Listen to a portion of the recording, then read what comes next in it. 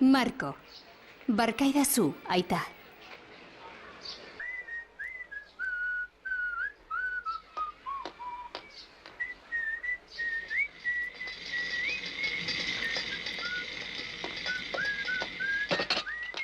Marko?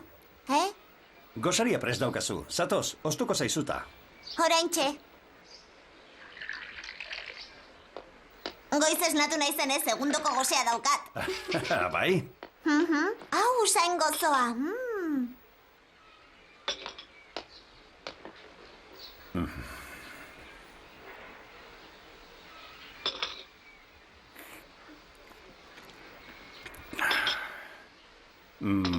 Nola zuen izena laster Buenos Airesera joango den gizonak? Ahaztu egin zait. Pepino du izena.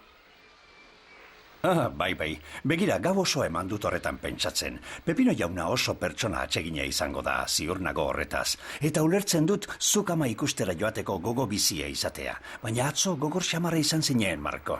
Barkaidazu aita, baina ez dut gogoratzen atzo esandako ezertxo ere. Pizka bat zorabiatuta nengoen. Afaritan 2 basoka handi ardo edan nituelako eta hurik gabe. Bai gozoa, amaitu dut. Gogoratuko duzu behintzat, zera esan zenidala. Zer nahi duzu bazkaltzeko? Espagetiak tomatearekin? Bai, primeran. Baina gaur ezin izango dut zurekin bazkaldu. Atzo ahaztu egin zitzaidan esatea, naizela egun osoan etorriko. Ez? Lan handia duzu ala? Bai, eta sentitzen dut, ez dut gogoko zu bakarrik ustea. Niri ez dita xola, benetan. Teira, banoa, berandu egingo zaiteta. Ondo, gauer arte. Amedio, ea ondo portatzen zaren, Gero arte!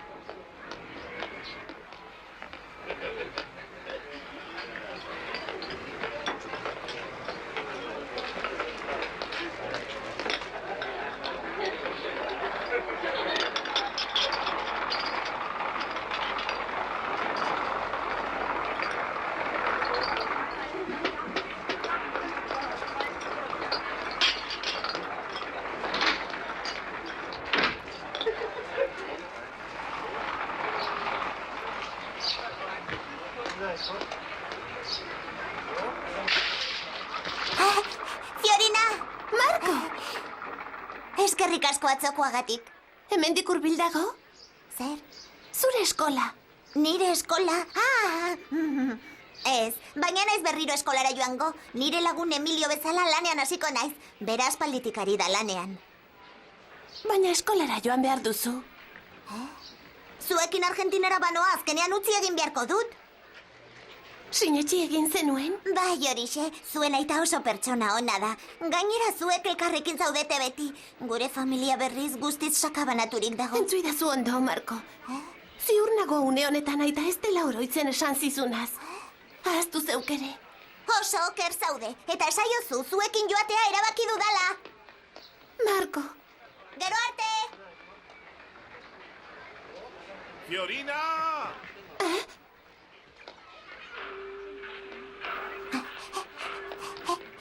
Kaixo, egun on, Giroti jauna? Haze aurpegia jarriko duen Girotik hain goiz etorri naizela ikusten duenean. Ziur nago oso pozik jarriko dela hemen aurkitzen nauenean.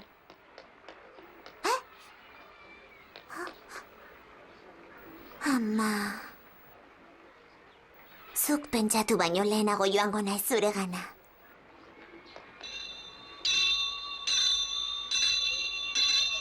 Amaitu dugu gaurkoz, mutilok. Zutik!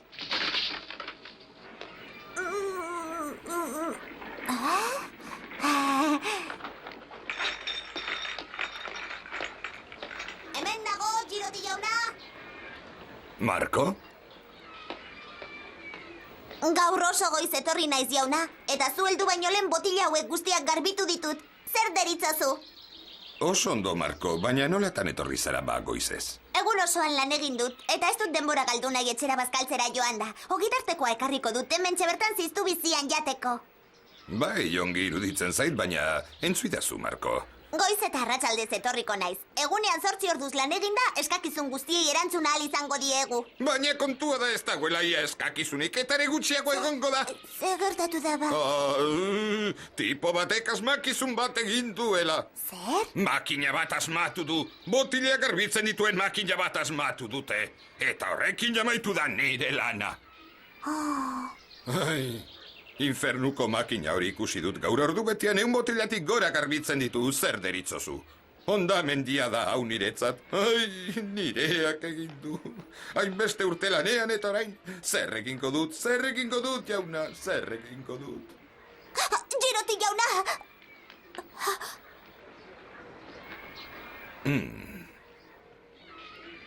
Orain beste lanen bat bilatu beharko duzu, Marko. Kaleratu egin behar nauzu. Sentitzen dut, baina ez dut beste aukerarik. Baina, zera... Ni oso larri nabil orain Giroti jauna. Argentinara joateko dirua irabazi behar dut. Nik ezin dizut lagundu, Marko. Oso garailatzak dira hauek. Makina madarikatuek lanak enduko digute guztioi.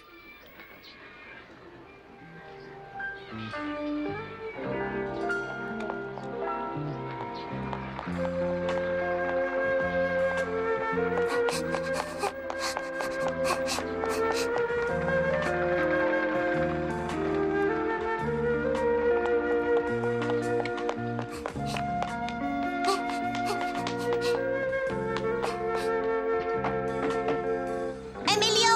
Zabaldu, Emilio! Marko naiz, Marko Rossi! Ez duzu entzuten, ez dago inorretxean! Bernardo, hor zaude? Nor da?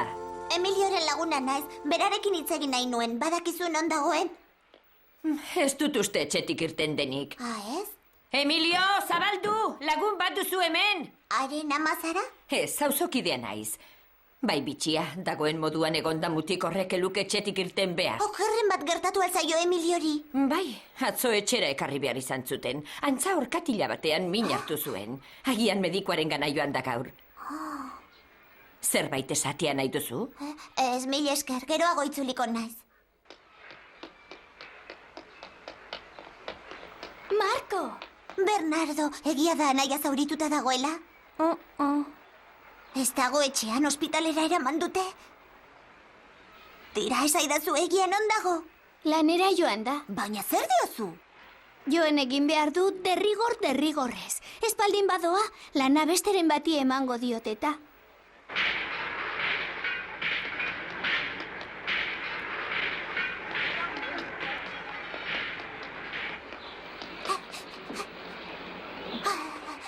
Emilio! Non zaude, Emilio?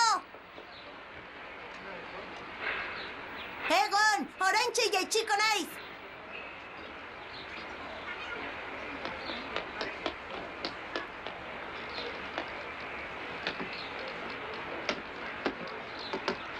Kontuz gero ez zer hori?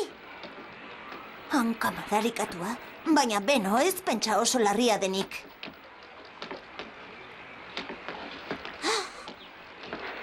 Hobe pixka batean esertzen bazara. Tira, bai, unetxo batez.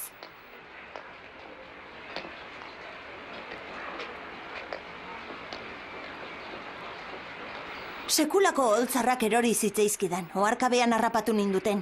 Hanka oso handituta daukazu, ez alduzu ez urrik hautsi? Ez dut uste.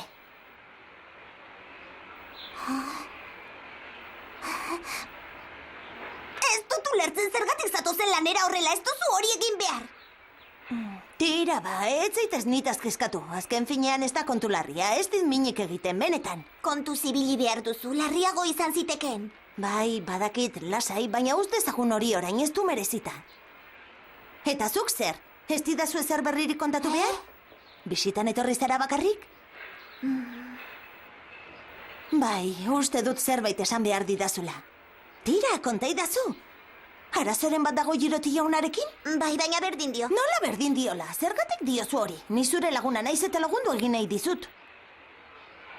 Tira, Marko, esaidazu oraintxe zer gertatzen zaizun, bestela zerretuko naiz. Ondo da, esan egingo dizut. Giroti jaunak lanetik bota berrin nau. Bota? Zergatik? Antza, botilak garbitzeko makina asmatu dute, eta aurrerantzean ez dugu lanik izango. Hain zuzen eskolara joateari utzi eta lanean buru belarri jarri nahi nuenean. Zer diozu? Ez zara eskolara joango? Entzun, Emilio, Argentinara joateko dirua behar dut. Lan egin nahi duzu. Hori oso zaila dago. Negozioak geizki doaz. Eta gainera atzerrira joan nahi duen baserrietako jendea genoara dator lehenengo dirua irabaztera. Horregatik gero eta lan gutxiago dago. Ez dut irten biderik ikusten. Hau amorrua, erabakita neukan ba. Badakizu gustura lagunduko nizukeela. Neure lana ere emango nizuke. Mil esker, Emilio. Oso lagun ona zara. Emilio, lan egiteko ordua da! Bai, banator nagusi! Sentitzen dut, oraingoz ezin dut ezer egin. Ez kezkatu, bakarrik moldatuko naiz. Sendatu azkar. Mil esker. Agur?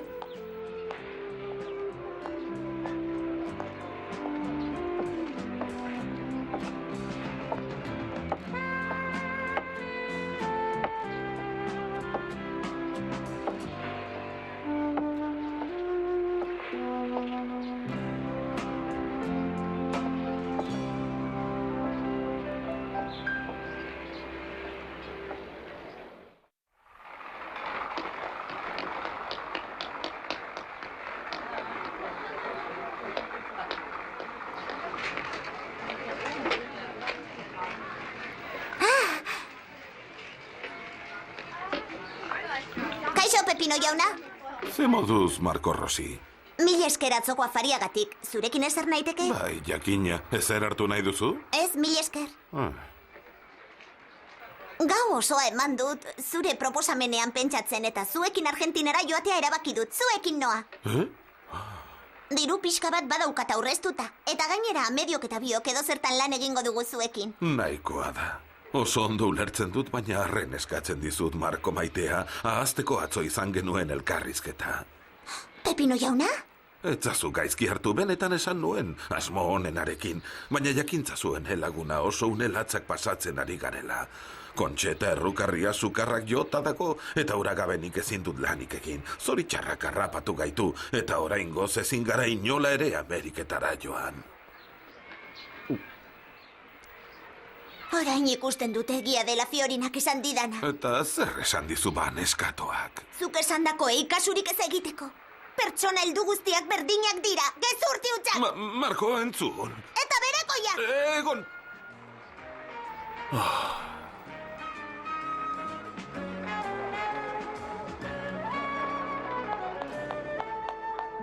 Ama, gero arte! Horixe zen gure etxea. Agur! Agur! Agur!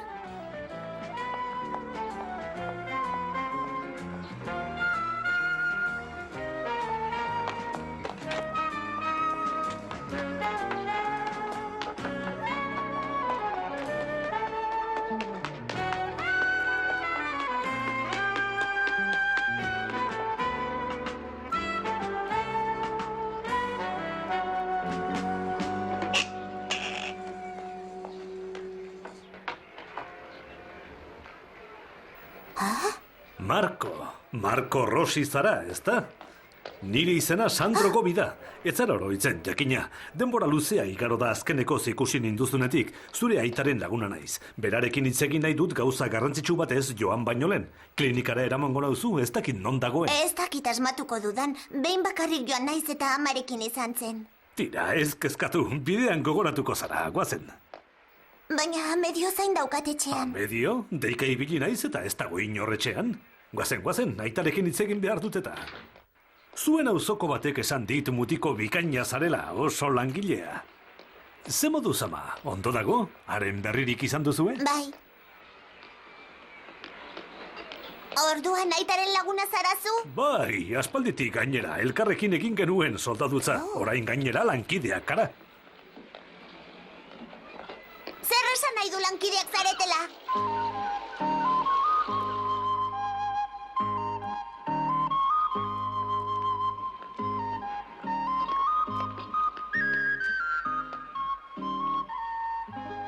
Ona hemen ba Pietro Rossiren jabegoa.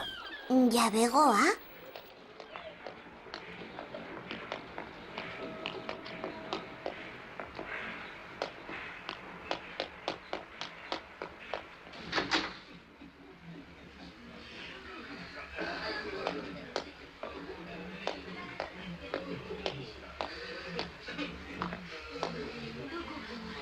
Pietro.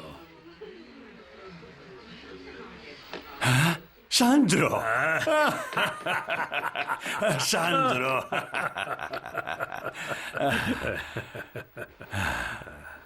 Ongi etorri, Sandro. Mil esker, ez da luzerako izango. Ze, beti bezain lanpetuta zabiltza? Bai, baina enabiltzu bezain ondo, sinetxidazu. Miresten zaitut, benetan, Pietro. Ni ere nabil hain ondo. Marco. Berari esker iritsi alizan nahi zonaino. Esan didate emaztea Argentinan duzula. Bai. Miresgarriak zarete, Pietro. Ana eta zu.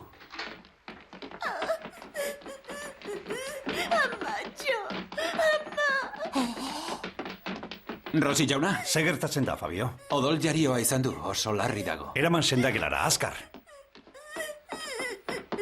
Laguntzarik behar duzu, Pietro?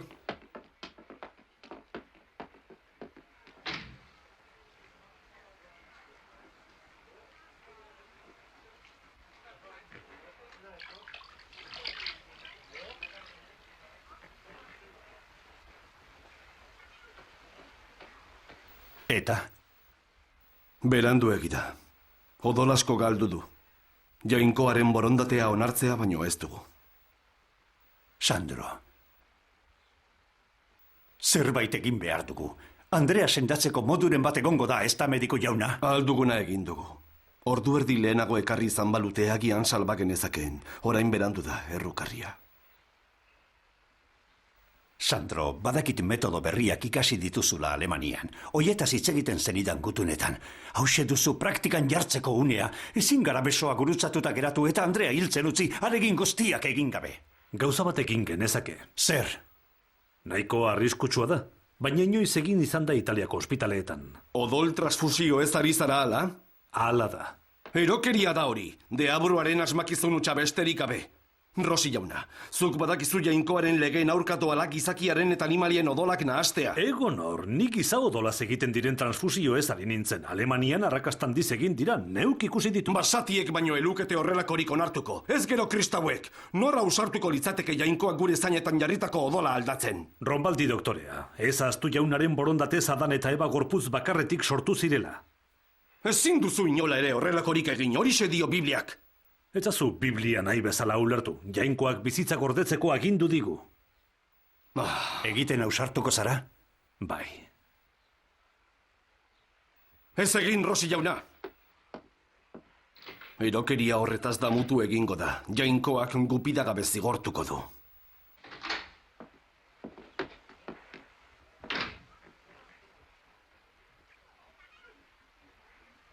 Ba aldago senitartekorik hemen alabaz gainera. Ez, senarra itsasoan dago, arrantzalea da bera. Odol transfusioa egin behar zaio lehen bailen. Ba aldago inor horretarako prest. Inorez. Txiki! Amatxo, ez zaitez hil. Marko, utzi oso sartzen. Utzi oso bere amatxo ikusten.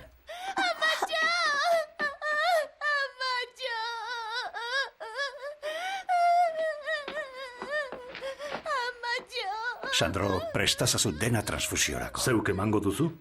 Ez dugu beste aukerarik. Konforme. Rosi jauna, odol asko behar da, arriskutsua izango da zuretzat hilera egin zaitezke. Ronbaldi doktorea, pertsonen biziak salbatzeko gaude gu hemen. Eta ez gaixoak ez zer egin gabe abandonatzeko. Marko, itxaron hor kanpoan seme.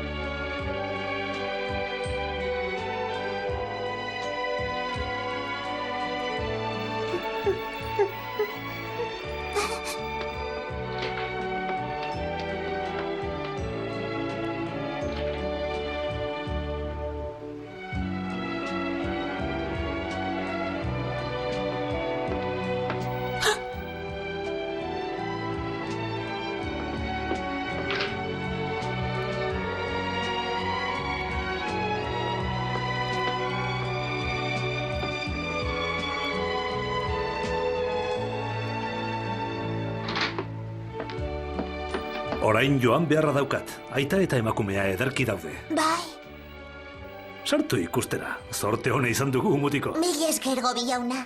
Ondo irten da dena. Kaixo aita. Kaixo, Marko. Inoiz ez didazu zure lan azitzekin. Ergelutxa izan naiz, baina nik enekien ez eren nekien aita. Barkaidazu mesedez, ez dizut inoiz berriro zeurekoia deituko zindagizut. Arro nago zuta seme. Ez zaitez nitaz arro egon aita, gaiztoa eta inozoa izan naiz. Ez zaituzte dalako ulertu nahi izan, ez zu ez ama.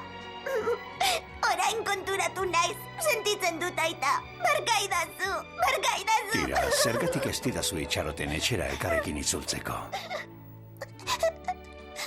Naiz berriro hain ergela izango, eta ez dizut atzo bezala hitz egingo. Zure ondoan geratuko naiz, amatxo